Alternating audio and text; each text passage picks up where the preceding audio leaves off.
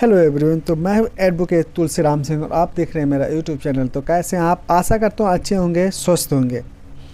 जैसे आप लोगों ने देखा है, कोई भी आदमी अगर किसी महिला के कपड़े फाड़ता है, मारता पीटता है तो या उसको छेड़छाड़ करता है तो उसको सज़ा मिलती है। क्या आपने कभी सोचा है कि क्या एक महिला किसी महिला के कपड़े फाड़ दे या उसे तंग करे, मारपीट करे तो उसको क्या सज़ा मिलती है? आज हमारा टॉपिक यही है। काश आप लोगों ने देखा हो गाँव में, घरों में, शहरों में, गलियों में महिलाओं को आपस में लड़ते हुए। ऐसे वैसे नहीं, इतनी ज़बरदस्त लड़ाई करती हैं जिसका जवाब नहीं है।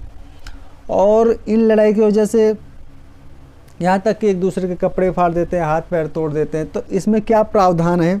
जो गलियों में फ़ाइट होता है औरतों का औरतों से, या शहरों में होता है, गलियों में, कॉलेज में, स्कूल में होता है, जो औरतें आपस में लड़ती हैं, उनके क्या प्रावधान है, क्या सज़ा है, इसके बारे में हम बात करेंगे। तो चलिए शुरू करते हैं। मामला ये मुंबई का है, जिसमें मुंबई के मेट्रोपॉलिटन मजिस्ट्रेट मनोज जी का है, मनोज वसंत राव। उन्होंने उनके पास एक मैटर आया था जिसमें होता क्या है, एक महिला होती हैं, दो महिला आपस में झगड़ा करती हैं। अब यहाँ तक कि एक महिला दूसरी महिला के क्या करती है, कपड़े तक फाड़ देती है और उसको वस्त्रहीन कर देती है, मतलब कपड़ा बिल्कुल उसको नंगा कर देती है। तो जो माननीय जज महोदय का कहना होता है कि देखिए, वो क्या कहते हैं कि फैसला सुनाते हैं और कहते हैं आईपीसी की धारा 354 अपराधी के संबंध में लिंग तटस्थ है और इस प्रकार का एक अन्य महिला की सील पर हमला करने के लिए एक महिला को दोषी ठहराया जा सकता है और सज़ा सुनाया जा सकता है। वो साफ साफ कहते हैं। कोर्ट ने कहा कि आईपीसी की धारा 354 इसलिए सभी व्यक्तियों पर लागू होती है, चाहे वह पुरुष हो या महिला हो, मतलब किसी को भी नहीं अगर छोड़ा जा सकता। इस धारा के अंतर्गत कोई भी अपराध करता है तो उस सबको सज़ा मिलेगा। यह नहीं कहा जा सकता कि महिला को केवल इस धारा के तहत किसी भी सज़ा से छूट दी जाए। मजिस्ट्रेट ने जोर देकर कहा कि आईपीसी की धारा 354 यौन अपराध नहीं है, बल्कि आपराधिक बल और आक्रमण के अध्याय के अंतर्गत आती है, जिसमें एक महिला की लज्जा भंग करने के इरादे या ज्ञान के साथ आपराधिक बल के उपयोग सहित आवश्यक सामग्री शामिल है।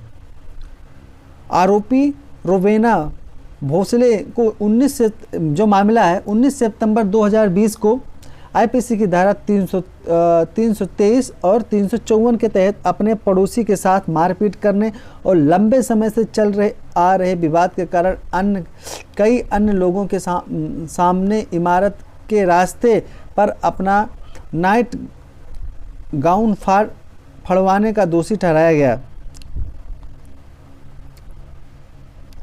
अभियोजन पक्ष ने यह 6 गवाह से जिरह की गई, जिसमें एक के अनुसार नाइट ड्रेस फटने के बाद पीड़िता को जूते से पीटा गया और पूरी तरह से नग्न कर दिया गया। एपीपी ने तर्क दिया कि अभियुक्त के खिलाफ सभी आरोप साबित हुए थे। हालांकि अभियुक्त के वकील ने तर्क दिया कि दोनों महिलाएं पड़ोसी हैं और उनका सील भंग करने का कोई इरादा नहीं है। यह धारा महिला पर लागू नहीं होता है। कोर्ट ने कहा कि आईपीसी की धारा 8 के अनुसार धारा 354 आईपीसी में प्रयुक्त सर्वनाम ही या तो पुरुष या महिला को संदर्भित करता है। इस प्रकार यह स्पष्ट है कि आईपीसी की धारा 354 के तहत एक पुरुष और एक महिला दोनों को किसी भी महिला के खिलाफ हमला करने या आपराधिक बल का उपयोग करने के इरादा या ज्ञान के साथ दोषी ठहराया जा सकता है और महिला की लज्जा भंग की जाएगी और उसके लिए दंडित किया जाएगा। अदालत ने फैसला सुनाया कि जब किसी महिला के खिलाफ उसकी सहमति के बिना या उसकी इच्छा के खिलाफ बल प्रयोग किया जाता है तो वह आपराधिक हो जाता है। हालांकि क्योंकि आरोपी 3 बच्चों की मां थी, जिसमें से सबसे छोटी केवल 1.5 वर्ष की लड़की थी, अदालत ने उसे अपराध में न्यूनतम सजा सुनाई।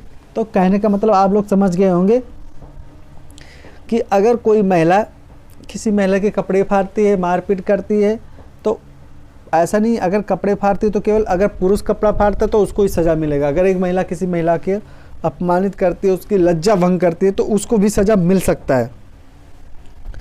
क्योंकि ये चीज़ आम बात है, गांव में घरों में लड़ाई फाइट ये हमें देखने को मिलती है।